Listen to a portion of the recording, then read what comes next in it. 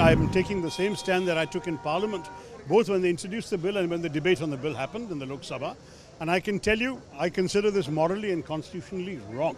There is a pure communal message, a dog whistle as they say, a whistle to some people saying your communal agenda is what we are pursuing. I will say to you that I am fully in support of the decision of the India Alliance's Indian Union Muslim League to go to the Supreme Court against this. It's very petty communal politics. It's a dog whistle to people whose mentality is communal and they want to polarize voters of that stripe. It's not acceptable to us.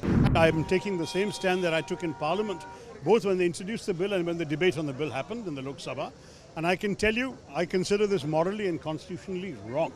Because the basis on which partition occurred was one country saying that religion is the basis of their nationhood, and they went off and created Pakistan.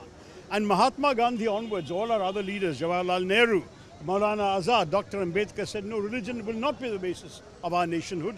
Our nationhood is about, our struggle for freedom was for everyone, and the constitution and the nation we create will be for everyone.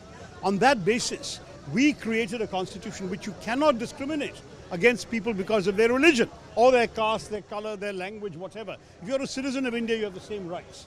This is the first time that into the principle of citizenship, you are finding a law being brought in that actually discriminates by excluding people of one particular faith. The rule is very simple. Anyone who has come to this country before the 31st of December 2014, who has sought refuge in this country from a neighbouring country where they fear persecution, is eligible for citizenship. That's all that needed to be in the law. There was no need to specify which religions are eligible and thereby exclude people of only one religion. There is a pure communal message, a dog whistle as they say, a whistle to some people saying your communal agenda is what we are pursuing. That is unacceptable to us. It is clearly timed 4 years after the passage of the bill, just for their benefit in these elections. And I will say to you that I am fully in support of the decision of the India Alliance's Indian Union Muslim League to go to the Supreme Court against this. And I must say, if the India Alliance and the Congress Party come to power, we will withdraw this provision in the law beyond any shadow of a doubt. It's going to be in our manifesto. We will not support introducing religion into our citizenship and into our nation's life. This is wrong, and we certainly should not tolerate it in the interests of our country.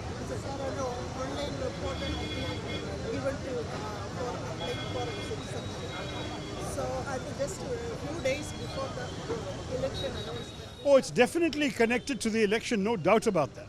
This is all in order to get a certain polarization of the electorate and to show that Muslims are somehow to be treated differently in our country. And I don't think that's acceptable to those of us who care for India and who are proud of India's unity and India's pluralism. The whole idea about India is that it doesn't matter what your religion is. You can be a good Muslim, a good Bengali and a good Indian all at the same time. The problem is these people don't seem to appreciate that. Here in Kerala, we have a long and respectable tradition of honoring and welcoming people of other faiths. The Jews came here 500 years before the birth of Christ. They were welcomed. The Christians came here. Muslims came as traders and merchants. We've had everyone welcomed. Everyone has lived harmoniously in coexistence in Kerala. We cannot possibly accept any rule that leaves out people of one religion. It's not acceptable to us. The Chief Minister has said that this will not be implemented in the state and we have passed a resolution. Yeah, I'm a little puzzled by that because I'm not aware of any pending cases in the state. This is not a matter for the state, it's a matter for the Home Ministry in the central government. Those who have arrived before 2014 have applied for asylum. They've normally had to go through a very long wait, partially because India does not have a refugee and asylum law, which I have been clamoring for the last 15 years. But anyway, they've been a long wait. Under the CAA, there will be fast-track citizenship for those who've been seeking refuge from neighbouring countries. That's a very good principle. Those who are fleeing the neighbouring countries, who fear persecution there, on any grounds, should be given asylum in our country. And I would have welcomed this law. But the moment you say people of one religion are excluded, what does that mean? You are basically leaving out people who may also desire to become Indian because of persecution. What about a Taslima Nasreen? What about a Dawood Haider? What about people who have come from Pakistan who may have been born Muslim but who have rejected that country and who have been persecuted in that country? Why should they be left out? The whole point is, in our country, we do not discriminate on the basis of religion. Afghan Muslims have come here. Are we now going to leave them out?